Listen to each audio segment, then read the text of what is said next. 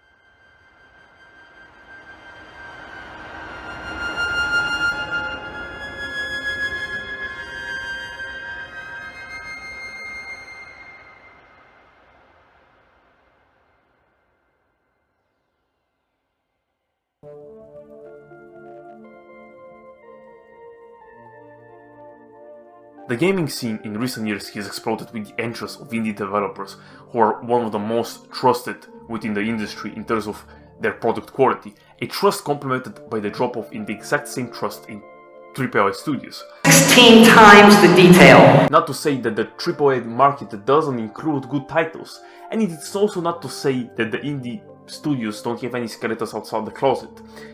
You see, they're outside the closet because, like, you wouldn't see like the skeletons which are representative of good shit, or the bad shit that they have done. They wouldn't see it if it was inside the closet. Get that's a joke. Because also fun. It's like.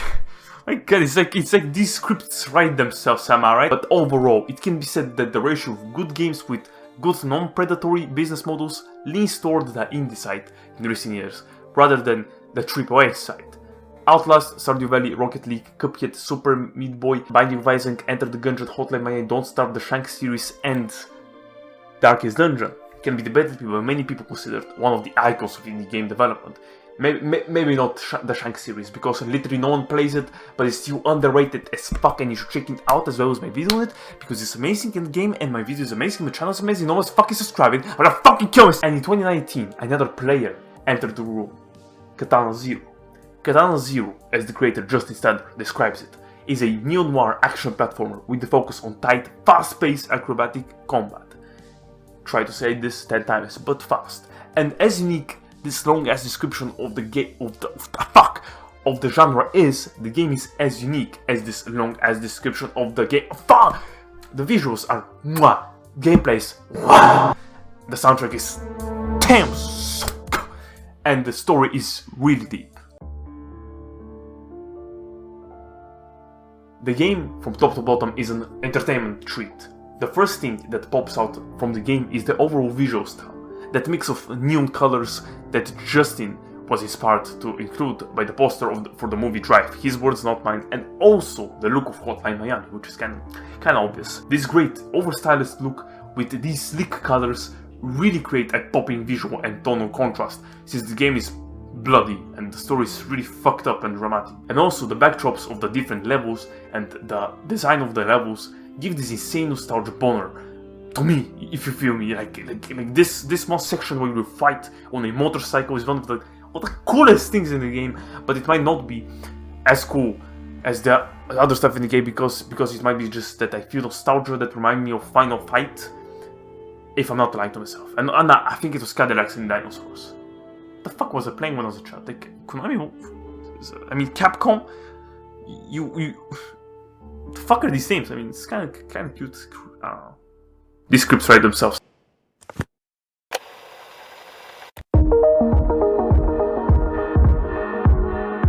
Let's talk about that sweet gameplay, shall we? You play as the samurai who's referred in the game under the name of Zero. Playing as Zero, you have the ability to slow down time, and a precognitive ability which comes from the drug that he's injected with. So yeah, one of the main game mechanics of this game is the slow-mo mechanic, where you can use it to dodge enemy attacks easier. So take this mechanic and mix it along with bullet deflection item throwing that includes many shits like vases, bottles, knives, sticky bombs, molotovs, and deagles. Because apparently your boy is too cool for, like, to fire that shit, to fire a deagle. He just throws it, he doesn't give a fuck, you know what I mean? And throw in some dodge rolls and you get this.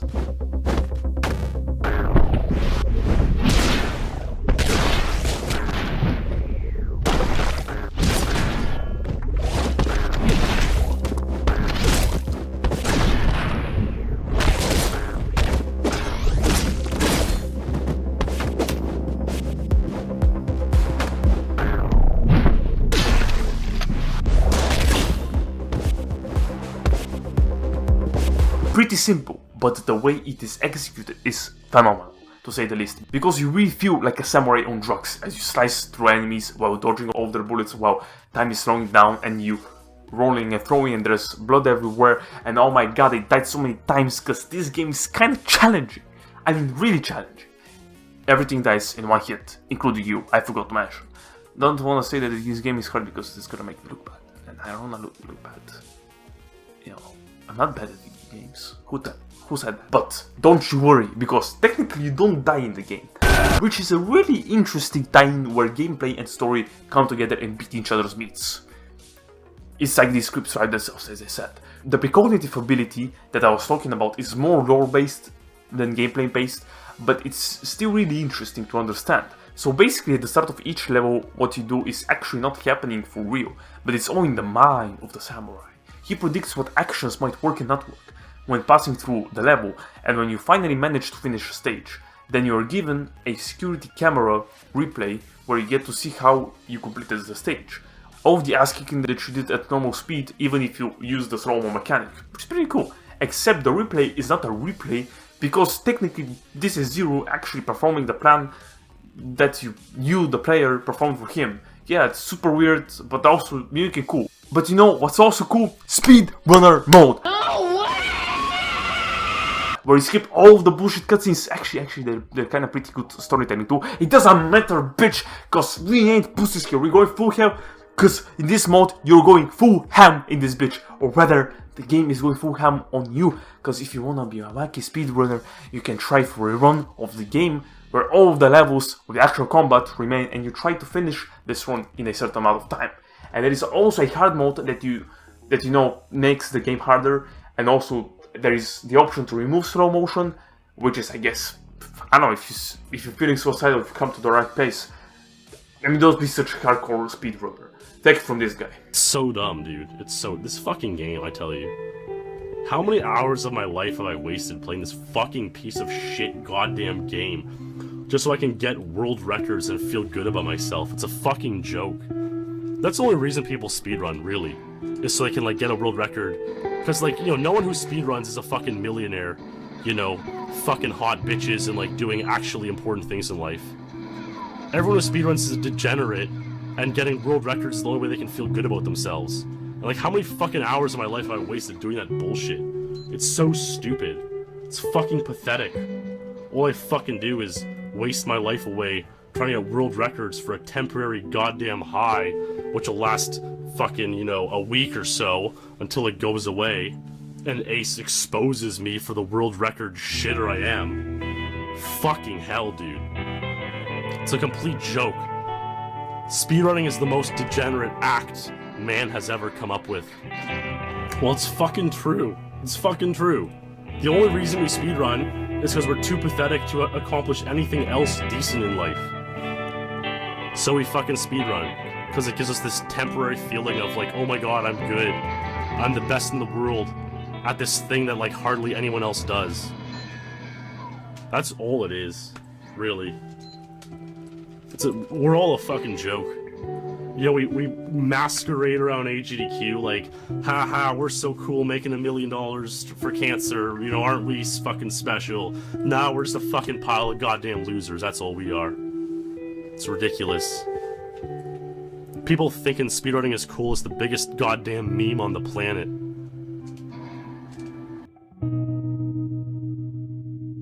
Oh, I forgot to mention that the game is short, around 3 to 4 hours, depending on how much you fail and absorb the story, which is kind of a letdown. Where was I? Oh yeah. But do you really wanna know what's another thing that is so cool about this game? The score is composed by Bill Kiley and LudoWic, and some of it is composed by Justin himself. The music in this game is fitting in every situation. It generally falls within the lo-fi genre of music, but sometimes it might just be a relaxing piano, or some EDM, so that it fits perfectly with the setting and the situation that Zero is in. The music especially helps with this badass feeling that you get when you are in combat and you slice and dice through enemies. And because the soundtrack is so amazing, I was thinking that it might not be fully utilized. Now, listen, don't get me wrong, I'm not trying to shit here, but I'm trying to stretch ideal scenarios with this game. Because imagine if this soundtrack of Katana Zero had the same level of depth as the one of Doom, for example. He had different variations that match with the player's actions, especially in Q enemies. Now that's a big ask from me, Just the Productions, but if the boys from ASCIIsoft, just his company, went up and over on board with this shit, seriously, I could not imagine a better gaming experience. Considering the game was programmed and designed by Justin only. Like, now you might say, what? They right top through just Nick, are you speaking insane language? You might as well, because this is a masterpiece, this game. Well, remember Stardew Valley and how it was programmed and designed by one guy in 5 years? Well, your boy Justin did it too, with this game. This just shows how, with passion, great things can be achieved, including getting into Forbes 30 under 30, I can't read my script, holy jeez, which is, good job, bro. And when you imagine that there are so many big fucking companies that manage to fucking fuck up a game somehow, big time, while your boy Justin right here is popping off with superb game design, it's hard not to get mad at his AAA publisher. Oh, I never played Fallout, but holy shit, when Fallout 76 dropped off, I was fucking pissed off, bro. Like, what the imagine, like, dude, what the fuck is this shit? What the fuck is this shit, Bethesda? Are you brain damaged? Got you wrong. Take me home to the place I'm alone. But Nick, I hear you say, what about the story and writing? Sure, they aren't as amazing, right? You cannot have best of all worlds, right? Well, let me tell you about the story. Katana Zero's story is about, well, Zero, the character you play as, pretty self-explanatory dumb. He is an ex-soldier that was fighting a war 7 years back against people that are referred as the Chromax within the game's universe. But now he's a mercenary assassin working for his unknown employers, which are only represented by the psychiatrist who basically sets up Zero with the different assassination contracts while trying to gather information about his mental state as a psychiatrist would.